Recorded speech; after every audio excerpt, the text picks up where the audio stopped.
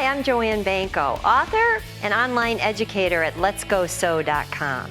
I have a great gift project for you today. You know, making gifts is probably one of the most special things you can do as a sewing and embroidery enthusiast.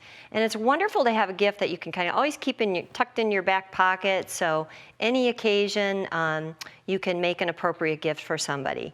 I'm going to show you today how to make in the hoop coasters and a coordinating organza gift bag. So take a look at the sample here. It's, we did a little bit of a fancy style on this one, but certainly you can tone down the fabrics, use ordinary cottons, you can even use denim, and do it, in your own style. But it makes a great housewarming gift, makes a great wedding gift, different kinds of occasions like holiday gatherings. Be a stunning star, for the hostess the next time when you bring something like this. It really is good to have just a really great gift project. So let's talk about the supplies I use. I started with silk du peony, and I just love embroidering on silk du peony. Almost everything you do on it just looks rich and beautiful, and it does come in a lot of different colors.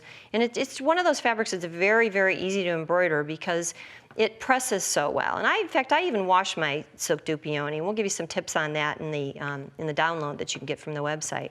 But another alternative would be, like I said, cotton. Or for another elegant look, I like to use linen. And in particular, I like to look for linen that is sold normally for hand embroidery. It has a very fine weave and a very fine count, and it just looks really beautiful when you do embroidery on it. I usually will add a layer of fusible interfacing, though, to that, just to beef it up a little bit.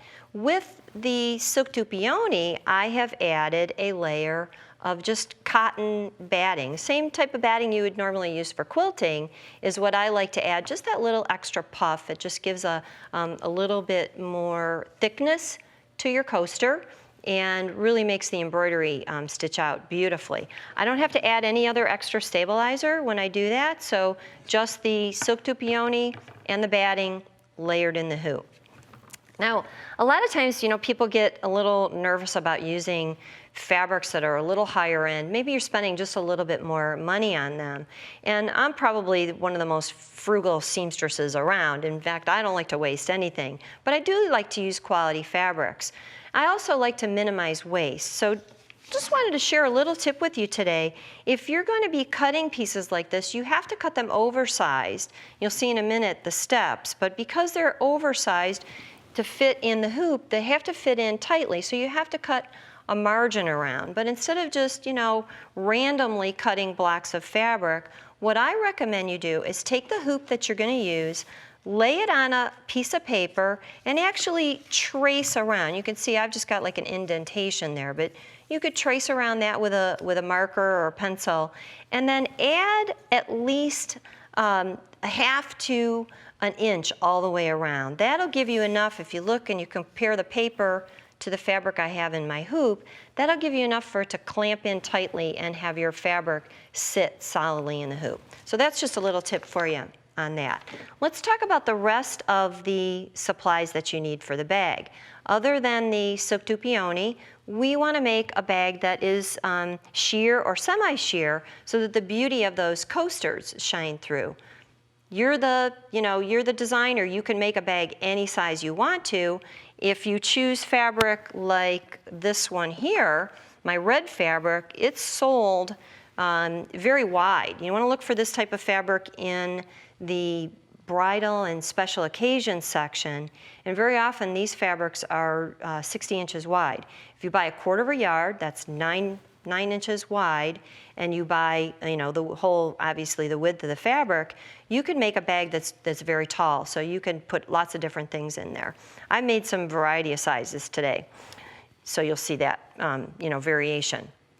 Another common organza, remember these are all synthetics, fabrics that you buy are, designed to be made for fancy garments, but you'll find sparkles, you'll find, kind of the sheer that's transparent or semi-transparent. So shop around, see what you like.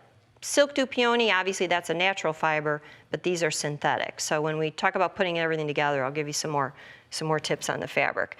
Now, what else might you need for this? Well, you need thread. You need embroidery thread.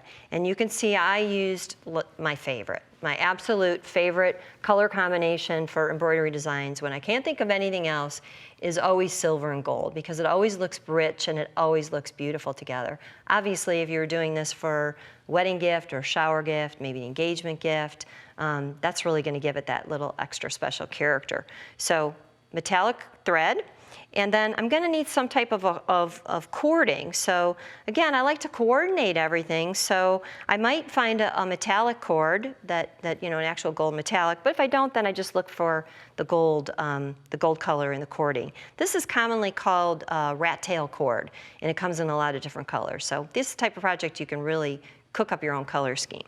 All right, inside the coaster, we've got batting. That's going to make it nice and you know, padded very well. But let's face it, some people want something that's really, totally, truly waterproof.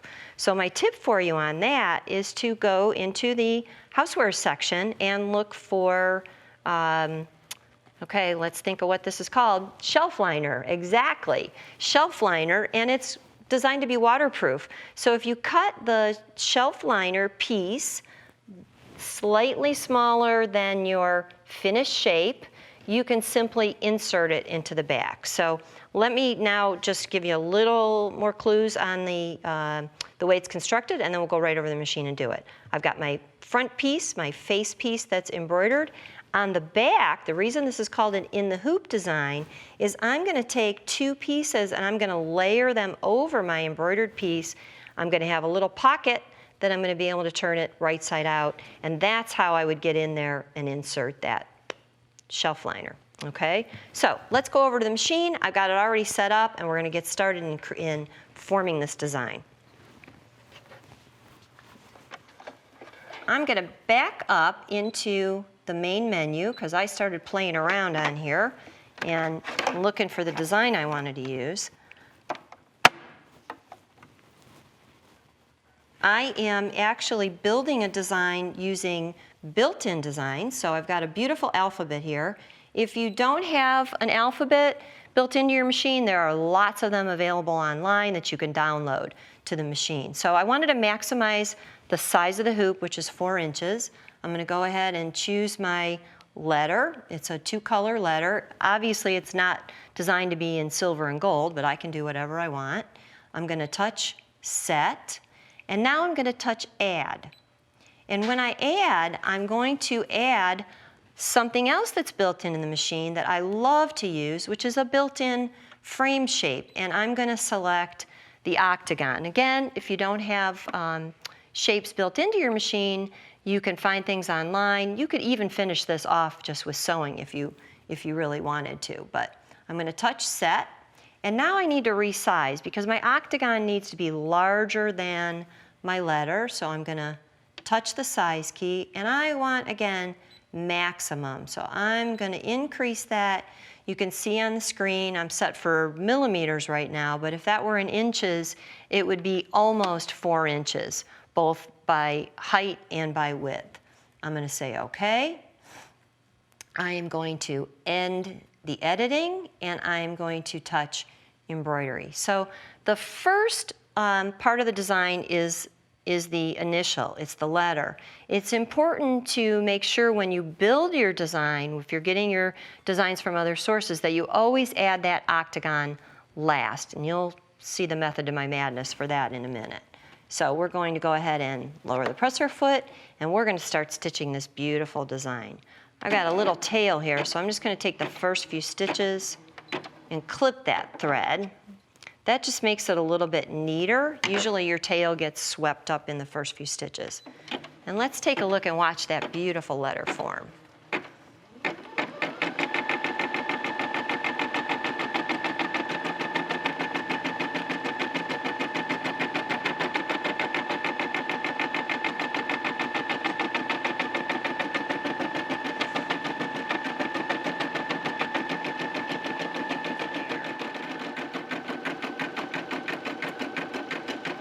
Okay, so my B is almost finished.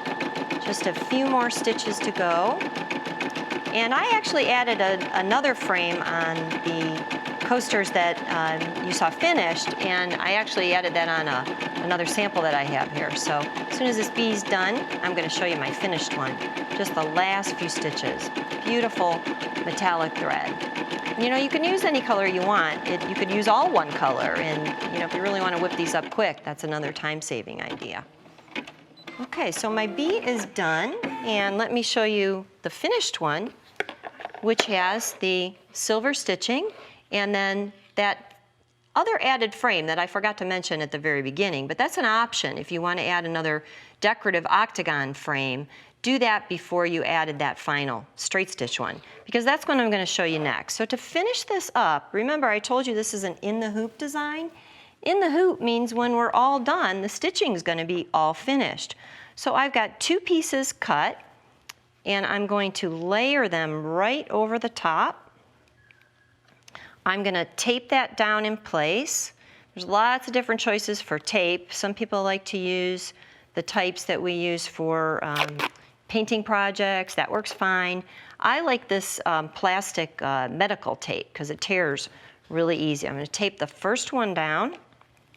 I'm going to layer the second one over the top, and I will tell you, soup del peony gets a little bit messy, but it's well worth the final results.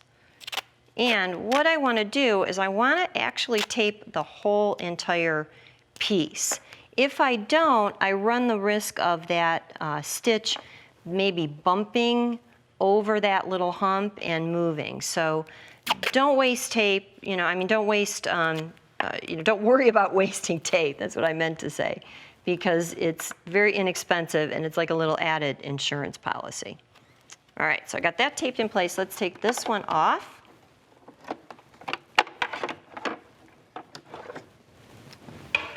And pop this one on.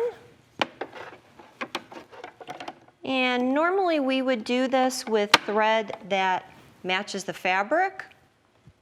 I'm going to skip forward to the final stitch there, but we're going to go ahead and just do it in the gold, and you'll be able to see it really well. So that final stitch, that final octagon, is just going to do a straight stitch.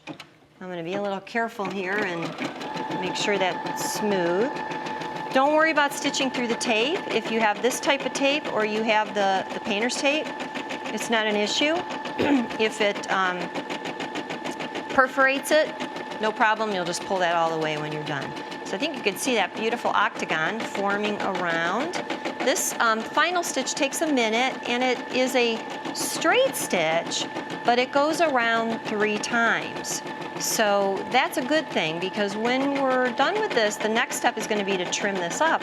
When we trim it, we're going to want to get real close to those corners so that we turn it right side out. We have a sharp corner on each edge. Coming around the final stitches here, and then I'm going to be able to show you how we finish this off.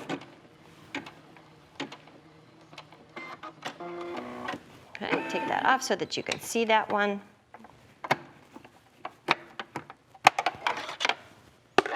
There you go. Let's go over to the table and show you how I finish that. All right, you can see with this one, I've still got my tape here. So I'll pull that off. I've got my stitching around. Very simple matter now of getting rid of all that excess seam allowance. Now, how much? Well, a scant 1/4 inch is just about the right amount. An 1/8 would be too skinny. A 1/4 would be too wide. So I like to do a scant 1/4, which just means a little less than a 1/4. We'll go around all those edges, and then I'm going to clip each one. Just nip those edges. Be careful you don't get too close to the stitches. Turn that right side out, and I am going to end up with this finished coaster. Now we're ready to switch the machine over to sewing so that I can show you how to sew the bag. First step is to take your piece and sew one bottom seam. The next step is to take that and fold that seam to the middle. We want raw edges facing together, and then we're going to sew